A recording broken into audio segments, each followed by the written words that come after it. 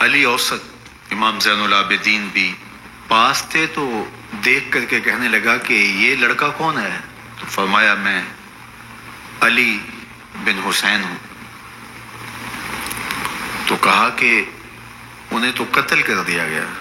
کہا وہ میرے بھائی تھے اور ان کا نام بھی علی تھا، میرا نام بھی علی ہے۔ تو اس نے کہا کہ اس لڑکے کو لے جاؤ اور قتل کر دو۔ حضرت زینب علی اوسط امام زین العابدین کے ساتھ چمٹ گئیں اور کہا کہ اگر تم اسے قتل کرو گے تو اس کے ساتھ مجھے بھی قتل کرنا ہوگا۔ تو ابن زیاد کہنے لگا کہ یہ عورت سچ کہتی ہے، واقعی اس کے جذبات یہی ہیں۔ اور الصلاۃ جامعہ کی پکار کے ساتھ مسجد کوفہ میں آ گیا۔ کوفے کے لوگ سارے ابن زیاد کے سامنے تھے۔ امام حسین کا کٹا ہوا سر ابن زیاد کے سامنے تھا، اور اس نے کہا کہ اللہ نے یزید بن معاویہ کو فتح دی اور کذاب ابن کذاب معاذ اللہ حسین ابن علی کو شکست دی۔ جب اس نے یہ بات کہی تو عبداللہ بن عفیف الازدی رضی اللہ تعالی عنہ موجود تھے، وہ کھڑے ہو گئے۔ غصے سے ان کا بدن کانپ رہا تھا، اور آپ نے پوری ہمت کے ساتھ ابن زیاد کو جواب دیتے ہوئے کہا، ظالم، حسین سچا، حسین کا باپ بھی سچا، تو جھوٹا، تیرا باپ بھی جھوٹا، جس نے تجھے امیر بنایا وہ بھی جھوٹا۔ تو ابن زیاد نے جب اپنے بارے عبداللہ بن عفیف سے یہ بات سنی تو اس نے حکم دیا کہ ان کا سر کاٹ دیا جائے، اور پھر حضرت عبداللہ ابن عفیف رضی اللہ تعالی عنہ کو شہید کیا گیا اور ان کی لاش کو سولی چڑھا دیا گیا۔ حق کی راہ کے یہ مسافر اپنی جان کس طرح راہ خدا میں سپرد کر رہے تھے۔ اہل کوفہ سہمے ہوئے، ڈرے ہوئے ابن زیاد کے دربار میں بیٹھے تھے، اور امام حسین رضی اللہ تعالی عنہ کے قتل کا، ان کی شہادت کا انہیں دکھ تو تھا، لیکن ان کے اندر ہمت، طاقت اور توانائی نہیں تھی۔ ان کی تلواریں یزید کے ساتھ رہیں اور دل امام حسین رضی اللہ تعالی عنہ کے ساتھ رکھنے کی بات کرتے تھے۔ پھر یہ قافلہ کوفہ سے چلتے چلتے دمشق کی جانب عازم سفر ہوا۔ ایک اونٹ پہ تین لوگوں کو سوار کیا گیا تھا۔ امام زین العابدین کو سوار بھی کیا گیا اور بدن پر زنجیریں بھی باندھی گئیں، جکڑ کر کے سواری پہ بٹھایا گیا۔ اللہ اکبر! جہاں جہاں سے یہ لوگ گزرتے، لوگوں کو ان کی حالت پہ رحم آتا۔ بہت سارے لوگ نہیں جانتے تھے یہ کون ہیں۔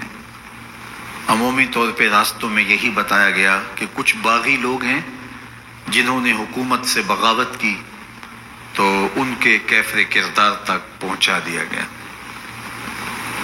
راستے میں ایک گرجا گھر آیا اور وہاں یہ لوگ رات رکتے ہیں۔ گرجا گھر کی دیوار پہ لکھا ہوا تھا، اترجو امت قتلت حسین شفاعت جدہ یوم الحساب۔ کیا وہ امت جنہوں نے حسین ابن علی کو شہید کیا، قیامت کے دن انہی کے نانے سے شفاعت مانگیں گے؟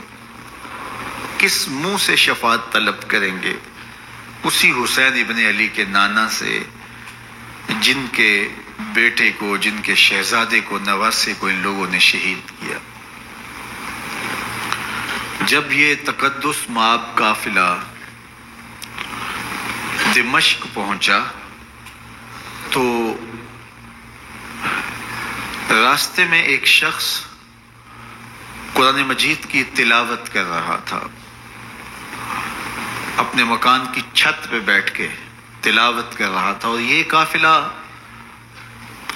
اس طرح سے گزر رہا تھا کہ شہیدوں کے کٹے ہوئے سر نیزوں کی نوک پہ تھے، اور عصمت شیار خواتین اور امام زین العابدین اونٹوں پہ بندھے ہوئے تھے۔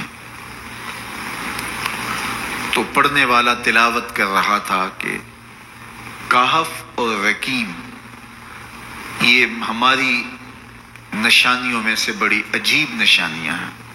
تو جب وہ پڑھ رہا تھا تو سر حسین سے آواز آئی، یا تالی القرآن، اے قرآن پڑھنے والا. اصحاب کہف سے زیادہ عجیب قتلی و حملی، میرا قتل کرنا اور نیزے کی نوک پہ چڑھایا جانا ہے. یہ قافلہ یزید کے دربار میں پہنچتا ہے. یزید بہت خوش ہوا اور اس نے حضرت امام زین العابدین رضی اللہ تعالیٰ عنہ سے کہا کہ تمہارے باپ نے میری حکومت کے خلاف بغاوت کی اور وہ اپنے انجام کو پہنچے. تو آپ نے جواب میں قرآن مجید کی آیات کی تلاوت کی اور اہل بیت کے مناقب اور فضائل بیان کیے. سیدہ زینب سلام اللہ علیہ کا ایک خطبہ اہل بیت کی عظمت، مناقب اور فضائل میں یزید کے دربار میں اپنی انوکھی اور البیلی شان رکھتا ہے. یزید پہلے تو خوش ہوا، لیکن جب اس نے لوگوں کے چہرے دیکھے تو وہ پریشان ہو گیا. حتیٰ کہ یزید کے دربار میں ایک عیسائی سفیر آیا ہوا تھا، تو اس نے جب کٹے ہوئے سر دیکھے اور خستہ حال سادات کی شہزادیوں کو دیکھا تو اس نے کہا یہ کون لوگ ہیں؟ تو اسے بتایا گیا. تو اس نے بڑے تاسف کا اظہار کیا، کہا کتنے بد نصیب لوگ ہو، ہمارے پاس حضرت عیسیٰ علیہ السلام کے گدھے کا کھر موجود ہے اور ہم اسے بھی عزت کی جگہ پہ رکھے ہوئے ہیں، اور تم کتنے بدبخت ہو، اپنے رسول کے نواسے کو شہید کر دیا.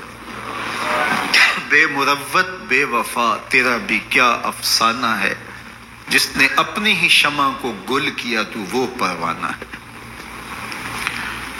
تو یزید نے جب لوگوں کے تیور دیکھے اور بدلتے ہوئے حالات دیکھے تو اس نے تعصف کا اظہار کیا اور کہا اللہ برا کرے ابن زیاد کا، وہ امام حسین کو میرے تک پہنچنے دیتا تو میں ان سے اچھا معاملہ کر لیتا. کچھ لوگ اس سے یزید کو بری الذمہ قرار دینے کی کوشش کرتے ہیں، لیکن یزید کے اپنے حکم سے سب کچھ ہوا. ابن اسیر نے لکھا ہے کہ جب یزید مرا تو ابن زیاد دمشق آ رہا تھا، اس کے ساتھ مسافر بن شریح بھی تھا. تو اچانک وہ کچھ سوچنے لگا. تو مسافر بن شریح نے کہا کہ ابن زیاد میں تمہیں بتاؤں تم کیا سوچ رہے ہو؟ کہا بتاؤ. کہا تم یہ سوچ رہے ہو کہ میں نے نواسہ رسول کو شہید کیوں کیا؟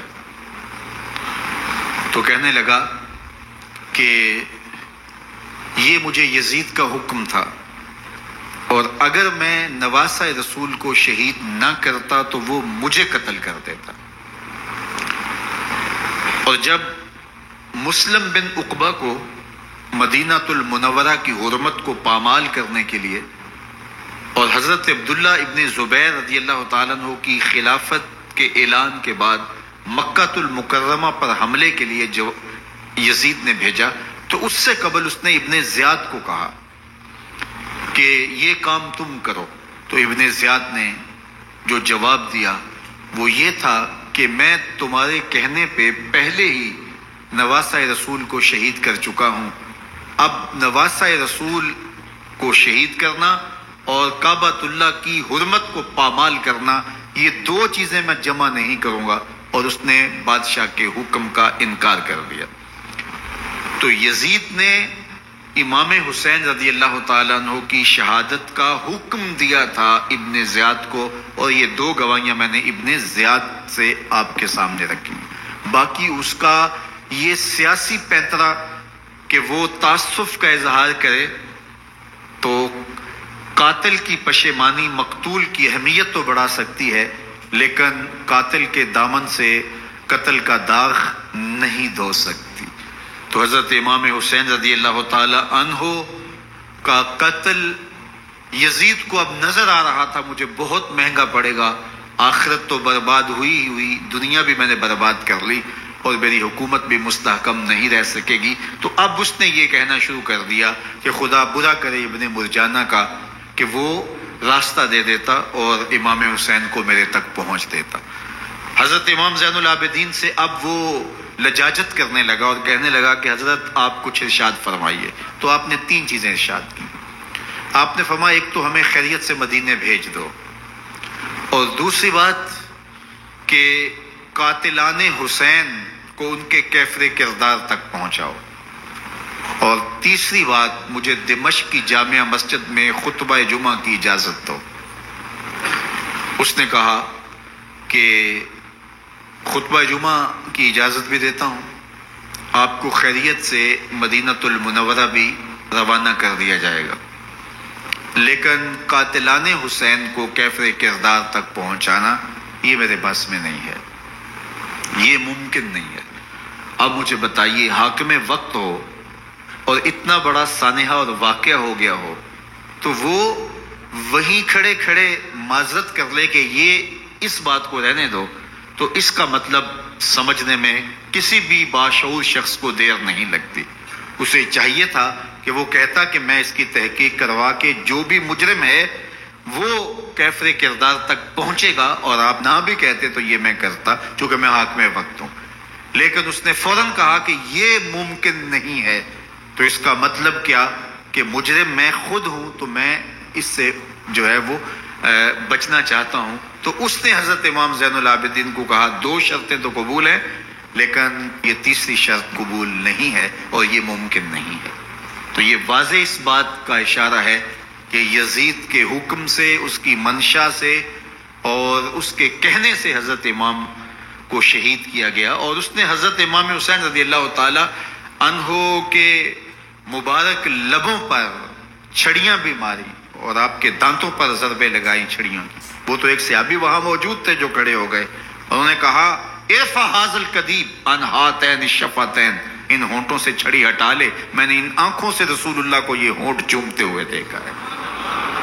جس طرح ابن زیاد کے دربار میں ہوا تو یہاں بھی ہوا۔ اللہ اکبر۔